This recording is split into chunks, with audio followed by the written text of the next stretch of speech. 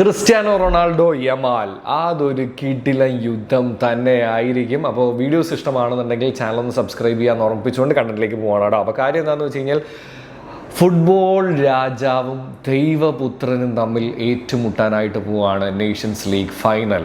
Yes, നമുക്ക് അറിയാവുന്ന പോലെ തന്നെ സെമി ഫൈനൽ ഇരു ടീമുകൾക്കും പോർച്ചുഗലിനാണെന്നുണ്ടെങ്കിലും ദേ വർ ലൈക്ക് അടിപൊളി, ഒന്നും പറയാനില്ലായിരുന്നു.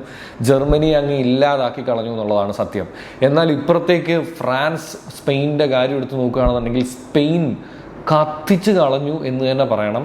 അത് കഴിഞ്ഞ് 4 എണ്ണം തിരിച്ചടിക്കാൻ പറ്റി എന്നുള്ളതൊക്കെ അവിടെ ഉണ്ടെന്നുണ്ടെങ്കിലും ബാലൻഡ്യൂർ ഡിബേറ്റിനും അതുപോലെ തന്നെ ഒരുപാട് കാര്യങ്ങൾക്ക് ഒരു ഉത്തരം പറച്ചിലും കൂടെയായിരുന്നു യമാലിൻ്റെ സെമി ഫൈനൽ എന്നുള്ളതാണ്. അതുകൊണ്ട് തന്നെ ഈ വരുന്ന ഫൈനൽ കനക്കും എന്ന് തന്നെ പറയണം. സോ നേരത്തെ ആണെന്നുണ്ടെങ്കിലും എന്താണ് നിങ്ങളുടെ പ്രഡിക്ഷൻ?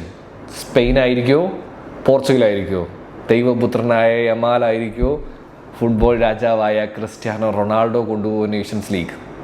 കമൻറ്റ് ചെയ്യൂ.